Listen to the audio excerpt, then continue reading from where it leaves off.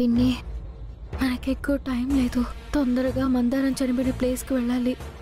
అక్కడ మందారాన్ని ఎవరు చంపారో తెలుసుకోవడానికి ఒక్క ఆధారం అయినా దొరకాలి.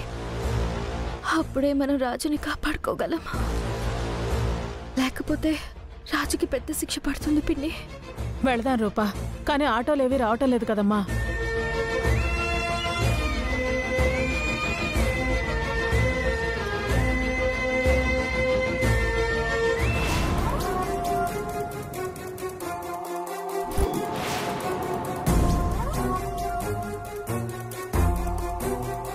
అంటే ఆ రాజుగాడు మర్డర్ కేసులో ఇరుక్కున్నాడన్నమాట.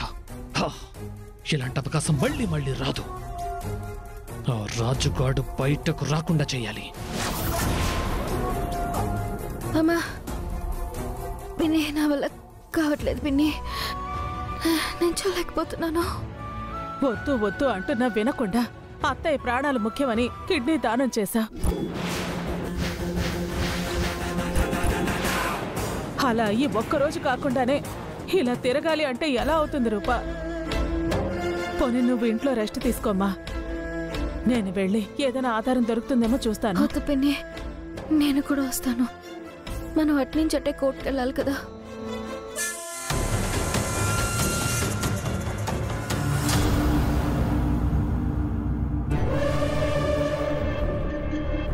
రెండు రోజుల గ్యాప్లోనే ఎన్ని జరిగాయి.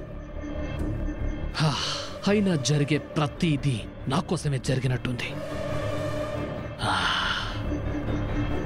ఆటో ఆటో ఆటో ఎక్కడికి వెళ్ళాలి మేడం? అన్నా కొంచెం ఫాస్ట్గా హిందూ శ్మశాన వాటికి దగ్గరికి తీసుకెళ్ళవా? ఎక్కండమ్మా.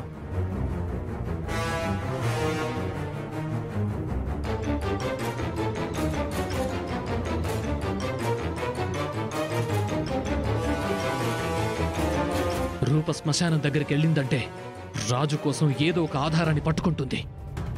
సో రూప శ్మశానం దగ్గరికి వెళ్ళకూడదు. కానీ రూప కిడ్నీ డొనేట్ చేసిన సంగతి ఎవరికి తెలియదనుకుంటా. ఆ విషయాన్ని టైం చూసి వాడుకుంటా. రే రాజు, నిన్ను బయటకు తీసుకురావాలనుకుంటున్న రూప లోపలికి పోతుందిరా.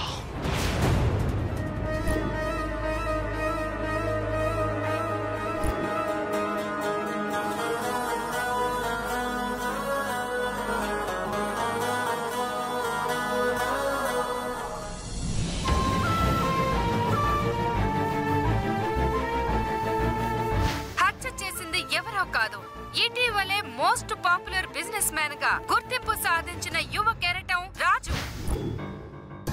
హత్య జరిగిన వెంటనే పోలీసులు హంతకుణ్ణి పట్టుకుని అరెస్టు చేయడం కూడా జరిగింది.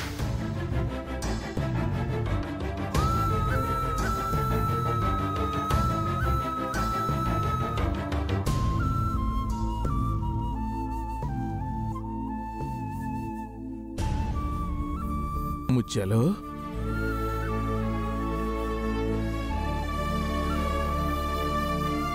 ఏవయ్యా రాజు ఎలాగున్నాడు? ఇంటికి ఎప్పుడొస్తాడు? రాజుని పోలీసులు ఏమనలేదు కదా? రాజు ఏ తప్పు చేయలేదని పోలీసులు తెలుసుకున్నారా? ముత్యాలు, మన రాజు కేట్ కాదు. నేను చెప్తున్నాను కదా, ఇప్పుడు రాజుని కోర్టుకి తీసుకెళ్తారు. ఆ వెంటనే ఏడ్ చేస్తారు. అంటే రాజు ఇంకా పోలీస్ స్టేషన్లోనే ఉన్నాడయ్యా? మన రాజు బంగారం అయ్యా, అట్టోటి తీసుకెళ్ళి పోలీస్ స్టేషన్లో పెట్టారంటయ్యా. ముత్యాలు, బంగారాన్ని పోలీస్ స్టేషన్లో పెట్టినంత మాత్రాన బొగ్గైపోతుందేటే? బంగారం ఎక్కడున్నా బంగారమే. బంగారాన్ని కొట్టినా కాల్చినా కరిగించినా బంగారమే అవుతుంది గాని ఎత్తడవుతుందా? మన రాజుకేటి కాదు, నువ్వు ధైర్యంగా ఉండు. ఇప్పుడు దోషిగా కోర్టుకు తీసుకెళ్తారు. అక్కడ నిర్దోషి అని తెలుసుకుని మేలిం బంగారంలాగా నీ కొడుకును మళ్ళీ బయటికి పంపిస్తారు. నాకు చాలా భయంగా ఉందయ్యా. ముత్యాలు, ఎలాంటివెన్నో తట్టుకొని నిలబడిన గుండె నీది. నువ్వు భయపడితే ఎలాగా? నేనిప్పుడు కోర్టుకి వెళ్తున్నాను కదా, నేను రాజుని తీసుకుని నేరుగా ఇక్కడికే వస్తాను. అప్పటి వరకు నువ్వు ప్రశాంతంగా విశ్రాంతి తీసుకోవాలా. ఇదిగో ముచ్చలు, రాజు నిన్ను ఇలాగ చూస్తే తట్టుకోలేడు. ఆడొచ్చేటప్పటికే చాలా హుషారుగా మామూలు ముచ్చల్లాగా ఉండాల, సరేనా? అలాగే అయ్యా. కానీ కోర్టులో ఏం జరుగుతుందో ఎప్పటికప్పుడు నాకు చెప్తా ఉండయ్యా. అలాగే ముచ్చలు.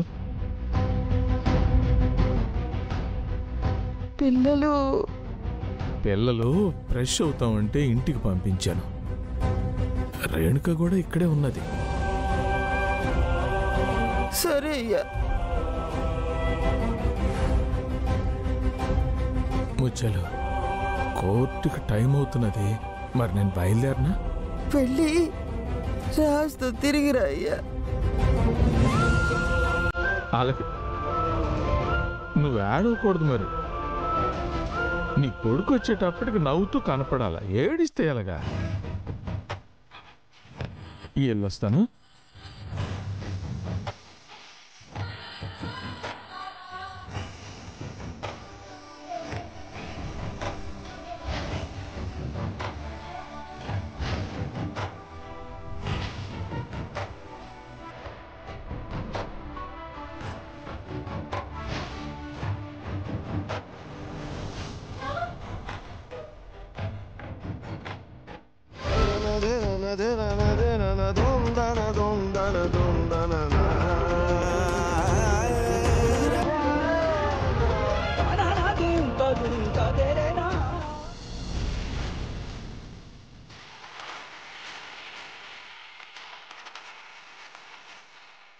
మామయ్య, మందరానికి న్యాయం జరుగుతుందంటారా? తప్పకుండా జరుగుతుంది దీపక్. వాడు చేసింది మామూలు తప్పైతే క్షమించి వదిలేసేవాళ్ళం. కానీ వాడు చేసింది మామూలు మనుషులు చేసే పని కాదు, నరహంతకులు చేసే పని. వాడికి కూడా ఇలాంటి శిక్ష పడాలని కోర్టు వారిని కోరుకుందా. మామయ్య, మందరాన్ని రాజే చంపాడనడానికి ప్రధాన సాక్ష్యం మీరే. మీరున్నారన్న ధైర్యంతోనే నేను ఇంతవరకు వచ్చాను. మందరం బతుకున్నన్ని రోజులు ఒక భర్తగా నేనేమీ చేయలేదు. కనీసం ఇప్పుడైనా తన ఆత్మ శాంతించడానికి ఈ పనైనా చెయ్యాలని గట్టిగా నిర్ణయించుకున్నాను.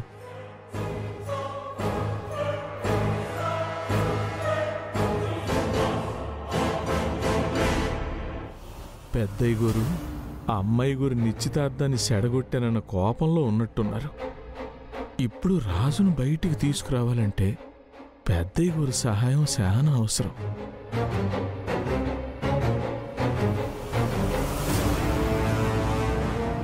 పెద్దయ్య గారు, నిన్న అమ్మాయి గారి విషయంలో జరిగిన గొడవని మనసులో పెట్టుకుని రాజు మీద కోపం చూపించకండి. రాజు మాకన్నా మీ దగ్గరే ఎక్కువ ఉండేవాడు. వాడేంటో వాడి మనసేంటో మాకన్నా మీకే బాగా తెలుసు.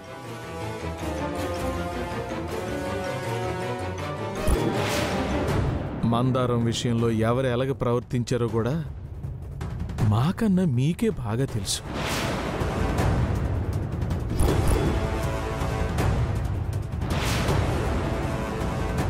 మందారం మా ఇంటి బిడ్డంటే రాజుకి చెల్లె లాంటిది.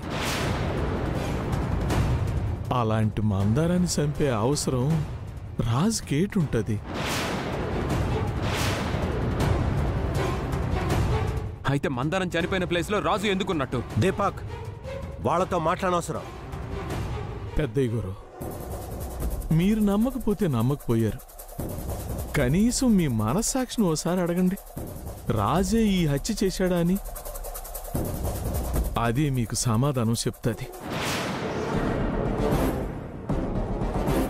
దీపక్, తన్నిక్కడి నుంచి వెళ్ళిపోమాను. వాళ్ళు తప్పు చేయకపోతే ఈ పెద్దయ్య గారో జడ్జి గారో సాయం చేయాల్సిన అవసరం లేదు. వాడే నిర్దోషిగా బయటకు వస్తాడు. తప్పు చేస్తేనే ఇలా వాళ్ళ కాళ్ళు వీళ్ళ కాళ్ళు పట్టుకొని కాపాడుకోవాల్సిన పరిస్థితి వస్తుంది. అలాగే పెద్దయ్య. నేను నా కొడుకుని కాపాడుకోవాలనుకుంటుంది కేవలం నా కుటుంబం కోసం మాత్రమే కాదు, నా కోడల కోసం కూడా. రై, ఎవర్రా నీ కోడలు? నోటికొచ్చినట్టు మాట్లాడుతున్నావు. ఒళ్ళు దగ్గర పెట్టుకుని మాట్లాడు.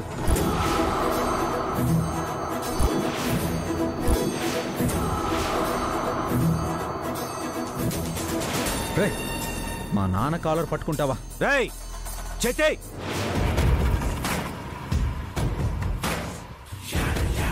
చేసిన యదవ పనులు కప్పిపుచ్చుకోవడానికి ఇలాంటి యదవేషాలు వేస్తున్నావా?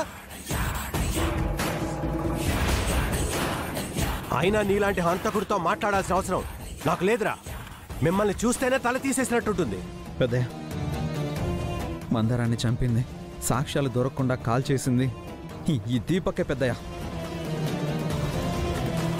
దీపక్ నన్ను చంపేస్తున్నాడు రాజన్న అని మందారం నాకు ఫోన్ చేస్తేనే నేను అక్కడికి వెళ్ళాను.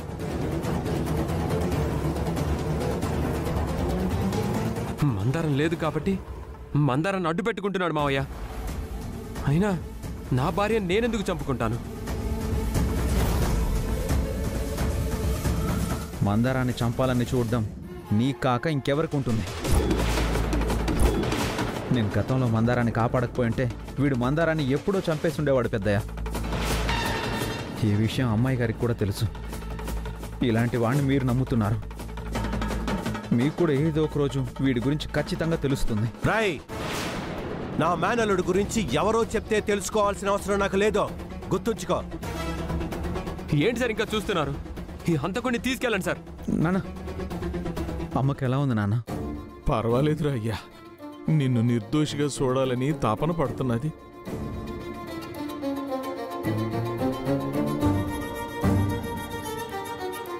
చేసిన పాపాలు ఊరికే పోతాయా? అందుకే అనుభవిస్తున్నారు. ఒరే అయ్యా, నువ్వు బాధపడమాక. న్యాయం నీ వైపే ఉన్నది. నువ్వు నిర్దోషిగా తప్పకుండా బయటకు వస్తావు. పదండి సార్, పదండి సార్, టైం అవుతుంది.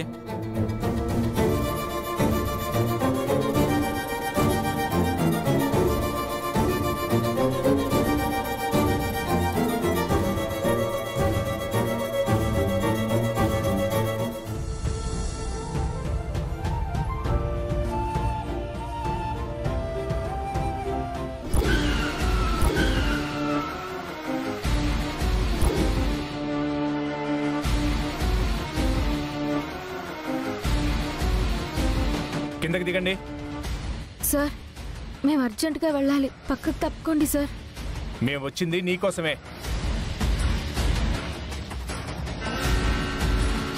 దిగండి.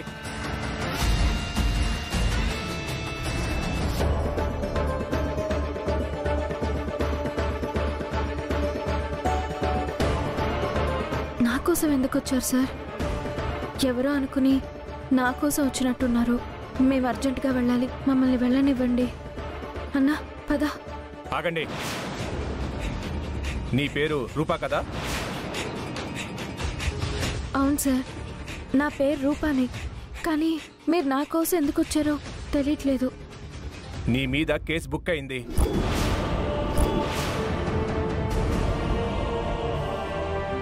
ఏం మాట్లాడుతున్నారు సార్? మా రూప ఏం తప్పు చేసిందని కేసు బుక్ చేశారు?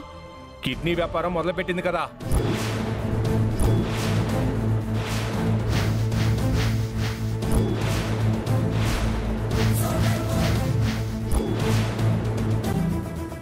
కిడ్నీ వ్యాపారం ఏంటి సార్? అదేనమ్మా, కిడ్నీలు అమ్ముకొని లక్షలు సంపాదించడం వ్యాపారమే కదా. నిన్న పిఆర్ హాస్పిటల్లో నువ్వు కిడ్నీ అమ్ముకున్నావు కదా. నేను కిడ్నీ అమ్ముకోవడం ఏంటి సార్? నేను కిడ్నీ డొనేట్ చేశాను. అది కూడా మా అత్తయ్య గారికి. నా ఇష్టపూర్వకంగా నేను స్పృహలో ఉండే చేసిన పని అది. అది నేరం ఎందుకు అవుతుంది సార్? రూల్స్ మాట్లాడుతున్నావా? సరే, నీ దారిలోనే మాట్లాడుకుందాం. కిడ్నీ పద్ధతి ప్రకారం డొనేట్ చేస్తే కనీసం 2-3 వారాలైనా రెస్ట్ తీసుకోవాలి. కానీ నువ్వు అలా తీసుకోకుండా కిడ్నీ ఇచ్చిన రోజే హాస్పిటల్ నుంచి బయటికి రావడానికి రీజన్ ఏంటి? సార్, అది నువ్వు కిడ్నీ ఇవ్వడం ఇల్లీగల్ కాబట్టే వచ్చావు. అయ్యో లేదు సార్, నాకు కావాల్సిన మనిషి ఈరోజు కోర్టులో హాజరవుతున్నాడు. తనకి నేను తప్ప సాయం చేయడానికి ఎవరూ లేరు. అందుకే అనుకోకుండా బయటికి రావాల్సి వచ్చింది. సరే, లాస్ట్ అండ్ ఫైనల్ క్వశ్చన్. నువ్వు కిడ్నీ ఇచ్చినట్టు నీ పేరెంట్స్కి తెలుసా?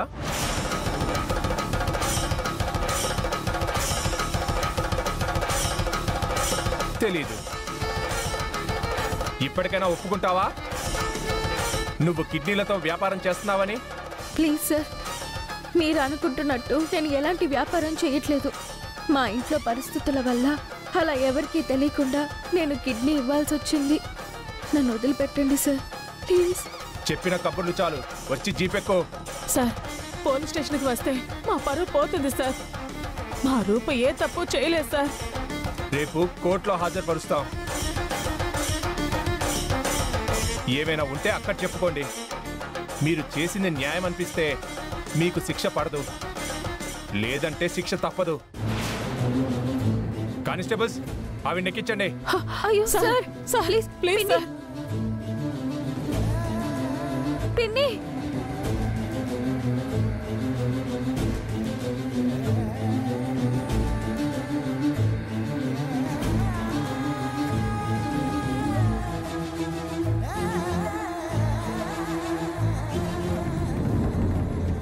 Sir please sir.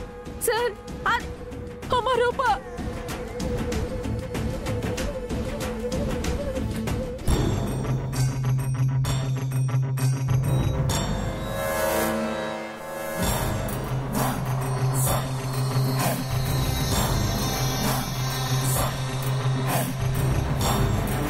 Proceed. Thank you my lord. My lord, ఒక బస్తీ నుండి కార్పొరేటర్ స్థాయికి ఎదిగి ఎవరితోనూ ఎలాంటి శత్రుత్వం లేకుండా తన పని తాను చేసుకుపోయే ఉత్తమురాలు మందారం మర్డర్ కేసులో ప్రధాన నిందితుడిగా భావిస్తున్న నేరస్తుణ్ణి కోర్టులో హాజరుపరచవలసిందిగా కోర్టు వారిని సవినయంగా కోరుకుంటున్నాను. Yes, proceed.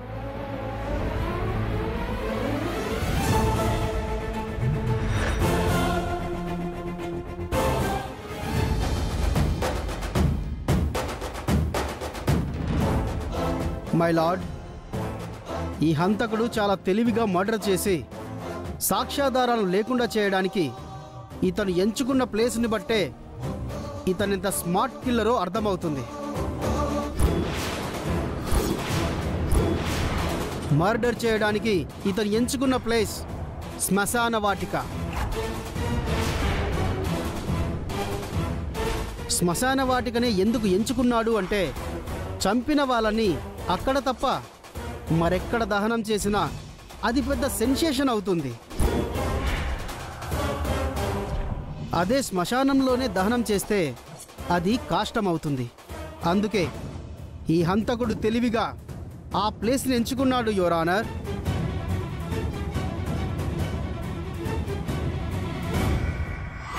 మీరు చెప్పినట్టు ఎన్నో చేతులతో అడ్డుపెట్టినా సత్యాన్ని ఆపలేరు అనే నినాదాన్ని నిజం చేయడానికేమో తప్పు చేసిన ప్రతి ఒక్కరూ సత్యాన్ని గెలిపించడానికి ఒక ప్రూఫ్ని వదిలిపెడుతూ ఉంటారు.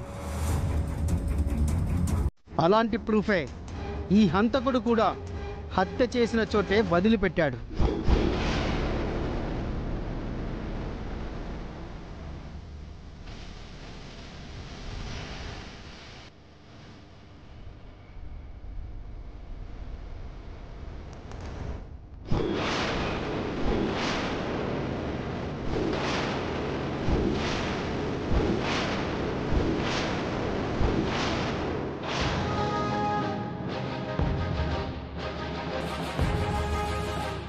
ప్లీజ్ సార్, నా మాట వినండి sir. Sir please sir. Sir sir please sir. Sir sir, అవతల అన్యాయంగా ఒక నిరపరాధికి శిక్ష పడుతుంది సార్.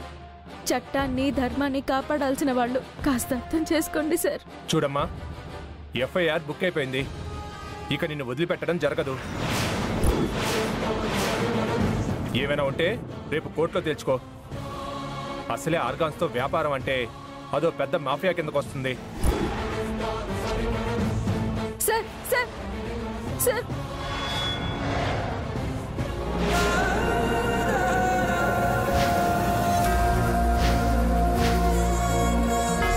నాకు నా రాజు నిర్దోషిగా బయటికి రావడం ముఖ్యం.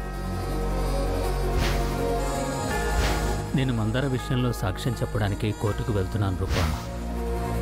సారీ రాజు, ఎలా అయినా నేను నిర్దోషిగా బయటికి తీసుకురావాలనుకున్నాను, కానీ నేనే బయటికి రాలేని పరిస్థితుల్లో ఇరుక్కున్నాను.